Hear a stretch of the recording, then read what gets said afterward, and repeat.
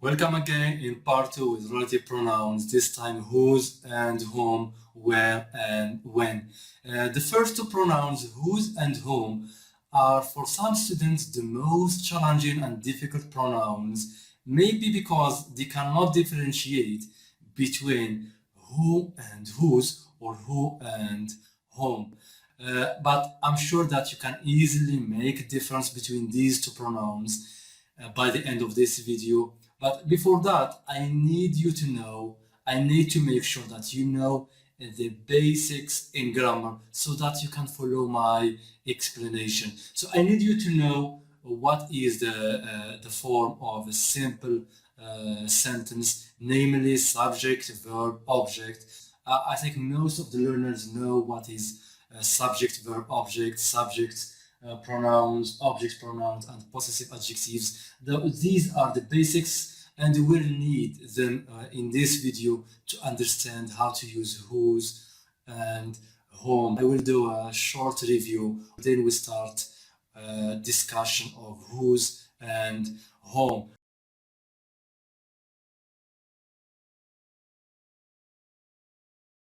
So when you say, for example, John visited his grandmother, the verb is visited. When you say visited, it's the action. When you say go, play, write, do, these are actions. So the action there is visited. So visited is the verb. Before the verb, what do you have? You have John. John is the one that did or does the action. So he is the doer of the action. The doer of the actions in language, we call it subject. On the other side, you have John visited his grandmother. Grandmother is receiving, getting the action, so it's the object. So we have subject is John, he is the doer of the action, and you have the verb or the action visited, and you have object receiving the action, subject, verb, and objects. I also need you to know what is subject pronouns, object pronouns, and possessive adjectives. When we say subject pronouns, I mean I, you, he, she, it, they, and we. These are subject pronouns. Why do we call them subject pronouns? Because they can replace the subject. For example, on the example, John visited his grandmother, I could say he visited his grandmother. You see, that's why we call them a subject pronouns, because they act or they play the role or they replace the subject. And you have object pronouns. So when you say, for example, John visited his grandmother, but if you want to use a pronoun, you need object pronoun, because grandmother here, it's object. So John visited his grandmother or visited her. So object pronouns are me, you, him, her, them, and us. So these are subject pronouns, object pronouns because they replace object, subject pronoun, they replace a subject. And also you have possessive adjective. Possessive adjectives, it's adjective, and possessive, it's something, possession, something, I have it, it belongs to me. And it's adjective because you cannot say my and stop you. So I see my jacket, my car, my classroom, my teacher, okay, your teacher, your classroom. These are possessive adjectives. So you have subject, verb, object, subject pronouns, object pronouns, and possessive adjectives. If you know these, then we'll start whose and whom, and I'm sure that we'll grasp and understand these two pronouns easily. So let's start.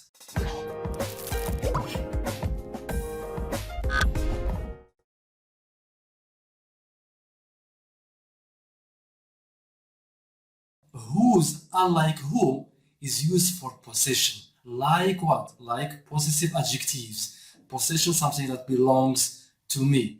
So let's take an example with who and whose to see the difference. For example, then I have I know a boy who speaks 4 languages. Who speaks 4 languages refers to or give us information about the boy himself, about the person himself or herself or people themselves. So when I say who speaks 4 languages, or I know a boy who plays football well. So who plays football well or who speaks 4 languages give us information about the boy. It gives us information about the person we are talking about. What about whose? Let's take the example. I know a boy, car is blue. So I'm not talking about the person, I'm talking about his possession, his car.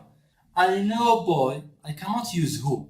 I know a boy whose car is blue. So here I'm not talking about the boy himself, I'm talking about his possession. I know a boy whose car is blue, whose t-shirt is black. I know a boy whose father is a taxi driver.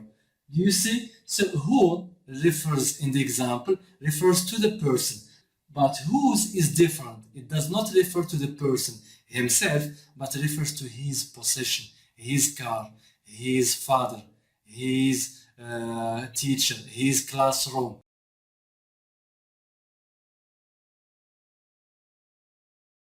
This is in terms of meaning. What about the form or structure? Is there a difference between who and whose? Rewrite it in different ways.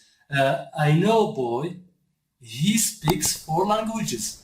If you want to use who here, for example, I say I know a boy who speaks 4 languages. So who replaces he, subject pronoun. So who replace or does the job of the subject. I will explain more. When we say, for example, I know a boy.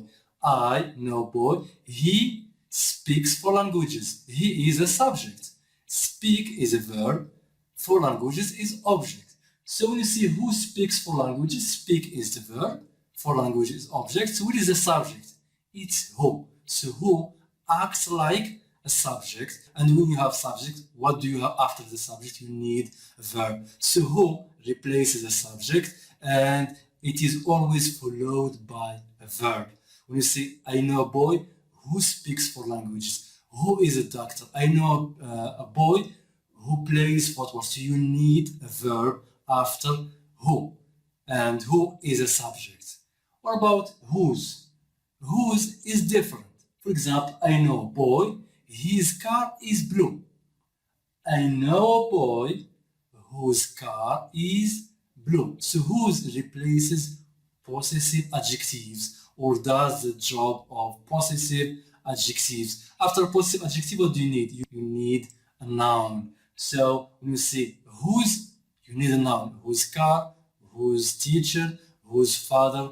So whose replace a possessive adjective and it needs a noun. That's the difference between whose and who in terms of structure or form. So you have 2 levels. You have meaning.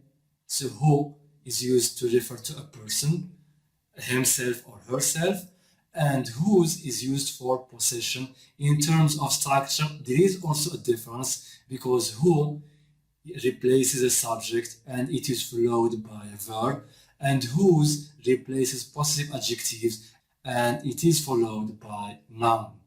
That's the difference between whose and who.